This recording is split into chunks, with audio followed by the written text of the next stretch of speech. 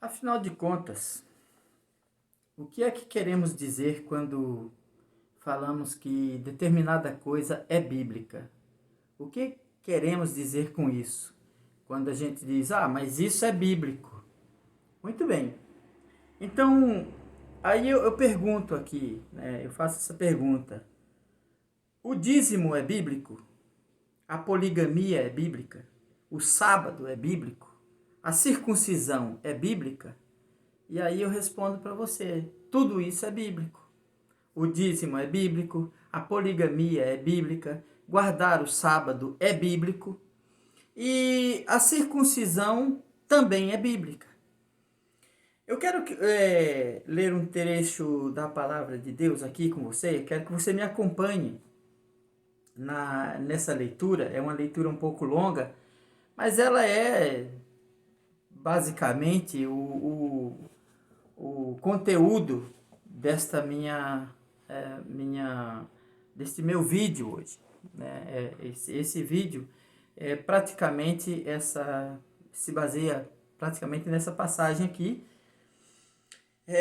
do livro de Atos dos Apóstolos, no capítulo 20, que você pode ler desde o versículo 17 até o versículo 38. Ele fala da despedida do apóstolo Paulo. Da despedida do apóstolo Paulo, quando ele estava sendo preso, ele estava indo para Jerusalém, aqueles lugares onde ele passou pregando a palavra de Deus. Ele não voltaria mais, ele sabia que ele estava indo e indo para sempre. Então, lá na praia, se despedindo dos irmãos, ele disse essas palavras: Vós bem sabeis que, desde o primeiro dia em que entrei na Ásia, como em todo esse tempo me portei no meio de vós, servindo ao Senhor com toda a humildade e com muitas lágrimas e tentações que pelas ciladas dos judeus me sobrevieram. Como nada que útil seja, deixei de vos anunciar e ensinar publicamente e pelas casas. Ele começa dizendo: vocês sabem como é que eu me portei durante todo esse tempo que eu estive no meio de vocês. Nunca deixei de dizer nada que fosse útil, né? Seja pelas casas, pelas praças, aonde eu andei, tudo aquilo que eu julgava ser útil, eu repassei para vocês. Ele diz assim: mas em nada me sinto culpado, porque tenho a minha vida na presença de Deus, contanto que cumpra com alegria a minha carreira. Ele está dizendo que a vida dele não é preciosa em nada, que ele não está se reclamando de nada. Contanto que eu cumpra a minha carreira e o ministério que recebi do Senhor Jesus, para dar testemunho do Evangelho da graça de Deus. Então ele diz uma coisa a mais aqui. Versículo 25. E agora, na verdade, sei que todos vós, por quem passei pregando o reino de Deus, não vereis mais o meu rosto. Portanto, no dia de hoje, vos protesto que estou limpo do vosso sangue, do sangue de todos vocês. Porque nunca deixei de vos anunciar todo o conselho de Deus. Aqui eu quero dar uma pausa. Nunca vos deixei de anunciar todo o conselho de Deus. Sempre que eu estou falando e me refiro à Bíblia, eu peço para você dar uma olhada na Bíblia. Tá? Esse daqui é a Bíblia. É talvez o livro, é um dos maiores livros que existe no mundo em questão de conteúdo, de páginas. Existem outros livros. Poucas são as pessoas que se aventuram ou se dedicam ao estudo das Escrituras. Poucos crentes conhecem a Bíblia de Gênesis a Apocalipse.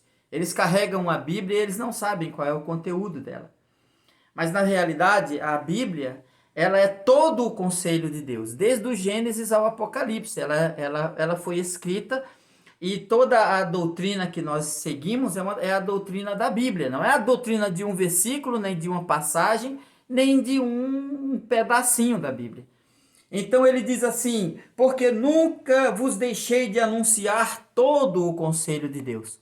Isso é diferente de você estar numa igreja ouvindo sempre a mesma coisa e a pessoa falando sempre da mesma coisa. Ele nunca deixa de falar sempre a mesma coisa.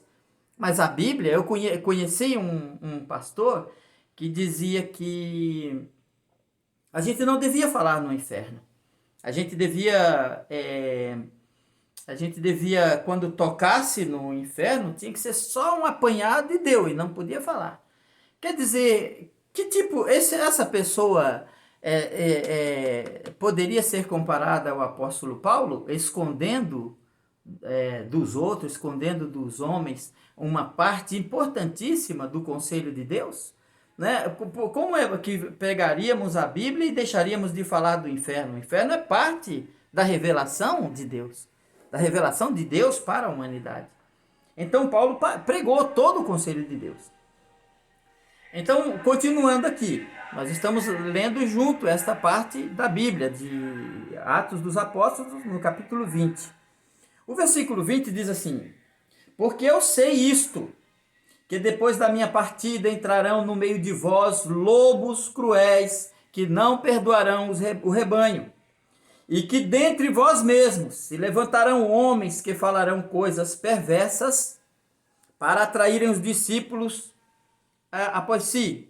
Portanto, vigiai, lembrando-vos que durante 3 anos não cessei, noite e dia, de admoestar com lágrimas a cada um de vós. Agora, pois, irmãos, encomendo-vos a Deus e à palavra da sua graça, a Ele que é poderoso para vos edificar e dar herança entre os santificados. De ninguém, agora aqui eu faço um paralelo com 1 Samuel, capítulo 12, versículo de 3 a 5, o Samuel, quando estava se resignando do seu cargo, quando ele estava se aposentando, vamos dizer assim, ele fez um discurso semelhante a esse de Paulo, né? Discurso de homem honesto e de caráter, de homem que estava ali cumprindo tão somente a vontade de Deus e nada mais. Então, depois você pode ler primeiro livro de Samuel, no capítulo 12, do versículo 3 a 5. Então, o apóstolo Paulo diz assim, ó: de ninguém cobicei a prata, nem o ouro, nem o vestido. Vós mesmos sabeis que para o que me era necessário, a mim e aos que estão comigo, estas minhas mãos me serviram. Tenho-vos mostrado em tudo que, trabalhando assim, é necessário auxiliar os enfermos e recordar as palavras do Senhor Jesus, que disse: mais bem-aventurada coisa é dar do que receber. Provavelmente, essa é uma palavra que dificilmente você verá sendo ensinada. Paulo dizendo que trabalhava com as suas próprias mãos para se sustentar. Ele tinha direito. Ele sabia que ele tinha direito às ofertas, ele sabia que ele tinha direito a contribuições, mas ele abriu mão de tudo isso por amor ao Evangelho, para que não fosse, para que a palavra de Deus não ficasse prejudicada. Então ele pregou todo o mistério, todo o conselho de Deus. Aí voltamos àquela questão. Aí alguém, quando está conversando, diz assim: mas isso daqui é bíblico. Dar o dízimo é bíblico. Aí quando eles vão falar do dízimo, né, aí dizem: dar o dízimo, mas o dízimo é bíblico. Claro que é bíblico. O dízimo é bíblico, a poligamia é bíblica, você ter 2, 3, 4, 5 mulheres, 10 mulheres, quantas mulheres você quiser, desde que possa sustentar, é bíblico. Guardar o sábado é bíblico, mas ninguém guarda, não conheço nenhum crente, a não ser os da igreja adventista, que guardam o sábado, mas é bíblico, está na lei. Ah, mas é coisa da lei, a gente não cumpre. Mas o sábado é antes da lei. Abraão deu o dízimo. Abraão deu o dízimo e não era da lei. Tudo bem. Ele deu o dízimo, mas o pacto que Deus fez com Abraão não tinha nada a ver com dízimo. O pacto que Deus fez com Abraão foi o pacto da circuncisão. Qual é o crente que se circuncida? Deus tinha somente um pacto com Abraão. Ele tinha que cumprir apenas uma coisa. Ele tinha simplesmente que circuncidar os seus filhos. E Deus disse, o que não for circuncidado será a alma que não se circuncidar. Será extirpada do meio do meu povo. Ele vai tirar, Deus estava disposto a destruir, a matar o homem que não fosse circuncidado. Então isso nada tinha a ver com dízimo. E foi antes da lei. Guardar o sábado também. Né? E ninguém se guarda, nós não nos circuncidamos, não guardamos os sábados e nem estamos autorizados a ter mais do que uma mulher. No entanto, tudo isso é bíblico. Então, se o dízimo é bíblico, todas essas coisas são bíblicas. E por que só o dízimo tem valor para ser pregado e ensinado? Né? Por que só isso tem valor? Porque o que está tudo que está na Bíblia é bíblico. Então, você vê agora as pessoas inventando coisas. Ser pastora é bíblico? É bíblico? Não, aí não é bíblico, porque não existe nem do Gênesis ao Apocalipse, nunca se ouviu falar de mulher dirigindo o povo de Deus. Nunca se ouviu falar de mulher pastora. Né? Se ouve falar de profetisa, de juíza, como Débora, enfim, mas isso não era uma coisa normal, não era uma coisa corriqueira. Isso era excepcionalmente, Deus podia levantar mulher, como levantou Débora, como usou Esther, enfim, mas jamais usaram uma mulher como pastora. Então você diz assim, mas a Raquel era pastora. Pastora de quê? Ela era pastora de animais. Então, se Raquel era pastora e você se baseia nisso, então Jacó está certo. Jacó tinha 4 mulheres. Na época que ela era pastora, ele tinha 4 mulheres. Ela pastoreava animais. Então é uma aberração essa história de pastora. Os homens que hoje cuidam de congregações, estão na frente de certas igrejas, não são pastores, porque pastor não é o título. Que dirá uma mulher? Né? A Bíblia diz que ninguém toma para si essa honra, senão aquele que é chamado por Deus, como foi Arão. Pastor é vocação divina, não é título. Não é título para pedir dinheiro para os outros. Pastor é uma vocação divina. Um pastor é um guia espiritual. E se os homens não servem de guia espiritual, que dirá suas mulheres? Não é? Então a pessoa agora fica numa igreja onde não se ensina nada, onde os pastores se divorciam das suas mulheres, traem suas mulheres, né? Se casam com outra, continuam na igreja pregando que o dízimo é bíblico. Você já imaginou uma coisa dessa? Quer dizer, o dízimo é bíblico. Agora, trair a esposa você pode. Casar com outra você pode. Se divorciar você pode. Coisa que Jesus Cristo proibiu terminantemente. Mas o dízimo é bíblico. Então, é uma incoerência muito grande quando nós não atentamos, e eu acredito nisso, né, que se libertar das falsas crenças, das falsas religiões, é tão difícil quanto se libertar de drogas, de vícios. Se libertar de falsas crenças. Então, você o tempo todo sendo ensinado que dar dízimo é bíblico, dar dízimo é bíblico, dar dízimo é bíblico, e você esquece que e não profanar a igreja de Deus não é bíblico. Então viram a igreja de cabeça para baixo, falam de tudo, profanam a igreja, profanam o nome do Senhor, profanam os cultos. Eles abandonaram a Bíblia para começar, vão para a igreja com tablet, vão para a igreja com celular, com a Bíblia misturada num monte de imundícia. Enquanto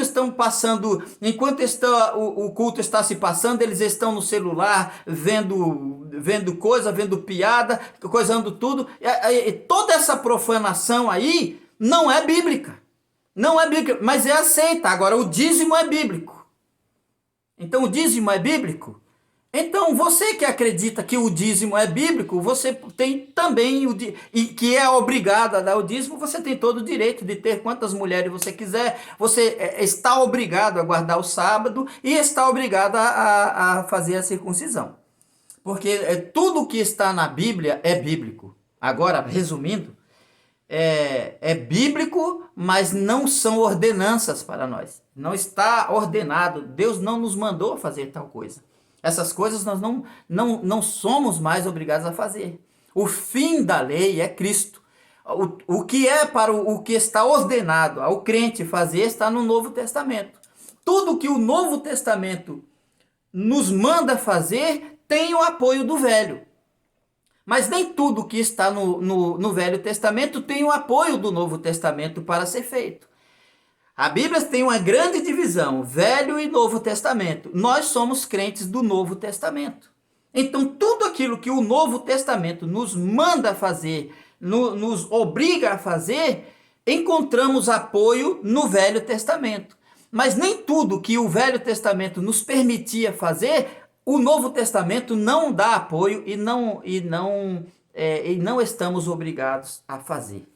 Esta é a aliança que temos com Cristo. A nova aliança no sangue de Jesus Cristo. Portanto, lembre-se, tudo que está na Bíblia é bíblico. O que não está na Bíblia não é bíblico. Mas nem tudo que é bíblico está autorizado nós fazermos. Quer dizer, nem tudo o que é bíblico é para a gente fazer. Né? Nem tudo que está na Bíblia são mandamentos para nós fazermos hoje.